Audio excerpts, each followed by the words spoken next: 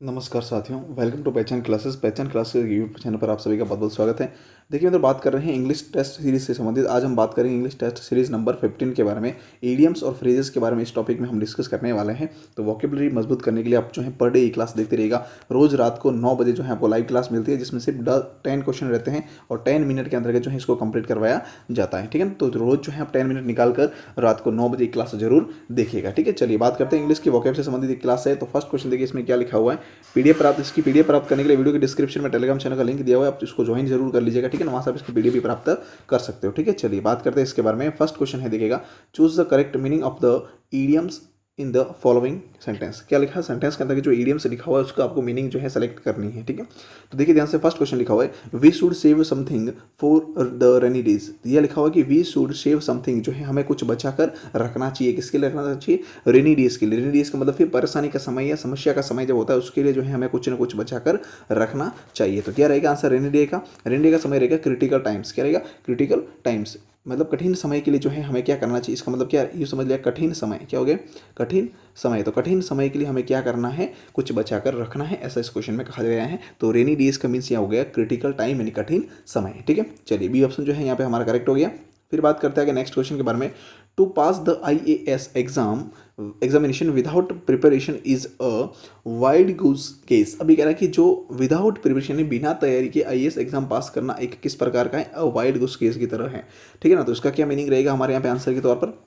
मतलब बिना तैयारी के IAS का एग्जाम पास करोगे तो मतलब वो एक निरर्थक प्रयत्न होगा, क्योंकि आप सिर्फ टाइम वेस्ट करोगे उसमें, क्योंकि आसानी से जो उसको क्लियर नहीं किया जा सकता, उसके लिए मेहनत करनी ही पड़ती है। तो क्या है यहाँ पर जो वाइल्ड लिखा हुआ वाइल्ड उस केस का मतलब क्या हो जाएगा हमारे यहाँ पे? निरर्थक प्रयत्न करना। तो सिंपल सी बात है, निरर्थक प्रयत्न करना मतलब क्या है? A useful effort, useless effort. ठीक है ना, तो डी ऑप्शन यहाँ पे करेक्ट रह जाएगा, निरर्थक। निरर्थक प्रयत्न करना।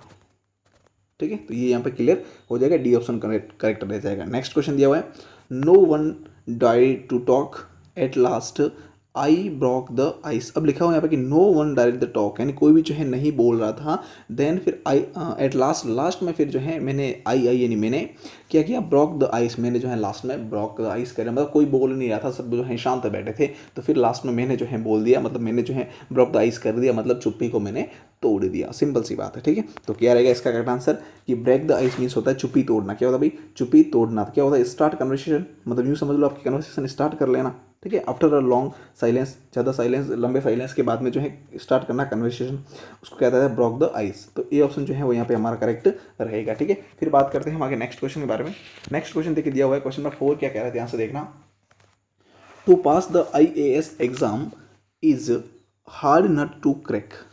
Hard nut to crack. Hard nut to crack का मतलब क्या होता है कि IAS का कह रहा है कि IAS का एग्जाम जो है वो पास करना क्या हो जाता है? हार्ड नट टू क्रैक हो जाता है। यूँ समझ लो कि कठिन कार्य हो सकता है एक प्रकार से। क्या हो सकता है भाई? कठिन कार्य हो सकता है, hard nut to crack.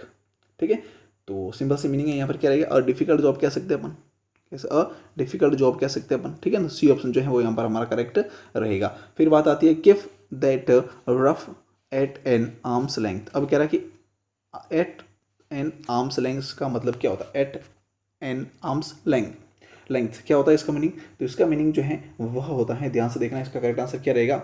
At the arms length. Arms length का मतलब क्या होता है? तो यूँ देख लो, ऑप्शन क्या रहेगा इसमें? Doubtful, seniority, Riemann natural in dispute, difficult job, या फिर कीप एट डिस्टेंस। तो सिंपल सी बात है, एट एन आर्म्स लेंथ का मतलब क्या होता है कि कीप एट अ डिस्टेंस, मतलब डिस्टेंस रखना कह सकते हैं अपन। डी ऑप्शन यहाँ पे हमारा बिल्कुल ही करेक्ट रह जाएगा। ठीक है, keep at an arm's length का मतलब क्या होता है? दूर रखना कह सकते हैं, या फिर अपन कीप एट डिस्टेंस का मतलब यही होता है कि दूर रखना। क्या होता है? दूर रखना। ठीक है, चलिए आगे बढ़ते हैं। नेक्स्ट लिखा हुआ है his office was in apple pie order. अब कह रहा है कि एप्पल पाई, उसका जो ऑफिस है वो क्या है? एप्पल पाई ऑर्डर, यानी कि इसका मीनिंग यहाँ पर क्या रहेगा? एप्पल पी ऑर्डर मीन्स क्या होता है कि पूर्ण रूप से अव्यवस्थित कह सकते हैं अपन। पूर्ण रूप से पूर्ण रूप से व्यवस्थित होता है। क्या होता है? पूर्ण रूप से व्यवस्थित होता है। इसका मीनिंग होता है पूर्ण रूप से व्यवस्थित। एप्पल पाई ऑर्डर का मतलब होता है कि पूर्ण रूप से व्यवस्थित, यानी कि अ परफेक्ट ऑर्डर कह सकते हैं इसका। क्या कह सकते हैं? अ परफेक्ट ऑर्डर, यानी कि उसका ऑफिस जो है बिल्कुल परफेक्ट ऑर्डर के अंदर्गत है, बिल्कुल व्यवस्थित तरीके से है। तो बी ऑप्शन यहाँ पे हमारा करेक्ट रहेगा। ठीक है, चलिए आगे बात करते हैं। नेक्स्ट है you must have a bird's eye view. अभी कह रहा है कि you must have a bird's eye view of all the subjects before going to attend the interview, कि तुमने जो है इंटरव्यू अटेंड करने से पहले जो जितने भी सब्जेक्ट है उस पर आपको क्या होना चाहिए, अ बर्ड्स आई व्यू होना चाहिए। तो क्या होगा, अ बर्ड्स आई व्यू का मतलब होता है कि विहंगम दृष्टि, यूँ समझ लो कि आपको पूरा जो है वाइडली जो है आपने पूरा देख रखा हो, बिल्कुल करेक्ट होना चाहिए आपका देखा हुआ, मतलब कि आपको जो पूरा लर्निंग करके जाना यूँ समझ लो, ठीक है। तो क्या रहेगा, the a bird's eye view का मीन्स क्या होता है कि हाँ wild views seen from high up, ये कह सकते हैं अपन इसका मीनिंग क्या कह सकते हैं, wide view seen from high up, यानी बिल्कुल हाई तरीके से जो है आपको प्रिपरेशन करके जाना पड़ता है। तो डी ऑप्शन जो है वो यहाँ पे बिल्कुल हमारा करेक्ट रहेगा।